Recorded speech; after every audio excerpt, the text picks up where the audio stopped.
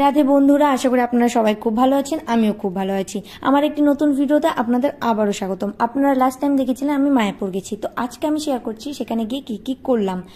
তো প্রথমে আমরা গিয়েছিলাম মন্দিরের ভেতরে। সেখানে গিয়ে মহাপ্রসাদের জন্য আমরা কুপন কাটি। কুপন কাটার জন্য সেখানে একটা ভীষণ লাইন আমাদের অতিক্রম করতে হয়েছে এবং সেখান থেকে বেরিয়ে আমরা চলে যাই গঙ্গার ঘাটে। এই গঙ্গার ঘাটের পরিবেশটা দেখুন, খুবই সুন্দর, শান্ত, স্নিগ্ধ, আর বলতে গেলে চিৎকার চেঁচামেচি নেই বললেই চলে। তো সেখানে আমরা স্নান করে নিয়ে রেডি হয়ে নেই। আর এখানে একটা ঠাম্মা এসেছিল, মানে যেটাকে বলে ঠাকুমা আর কি, ঠাকুমা এসেছিল আমাদের তিলক পরাতে। আমার তিলক পরে আমার ভীষণই ভালো লাগছিল। আমি প্রথমবার তিলক পরলাম, এর আগে কখনো আমি তিলক পরিনি। তো পুরো মুখের লুকটাই চেঞ্জ হয়ে গেছিল। এই বাচ্চাটাকে দেখছেন, এই বাচ্চাটা হলো এই ঠাকুমার নাতনি। ইনারা বাংলাদেশ থেকে এখানে এসেছেন, এখন অবশ্য মায়াপুরেই থাকেন।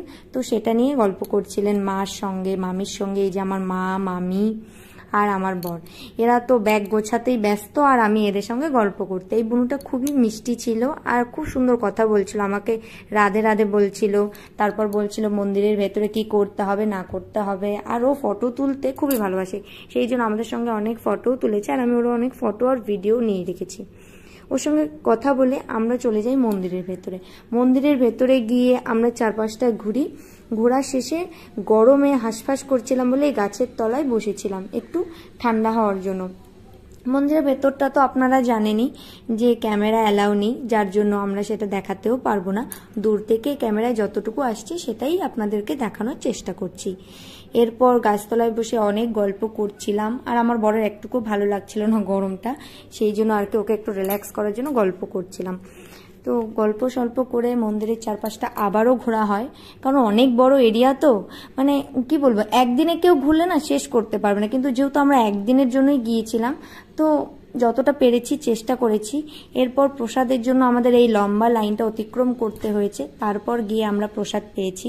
প্রসাদে ছিল অন্ন, ডাল, পাঁচমেশালি সবজি, মটর পনির, রুটি, তারপর পকোড়া আর পায়েস।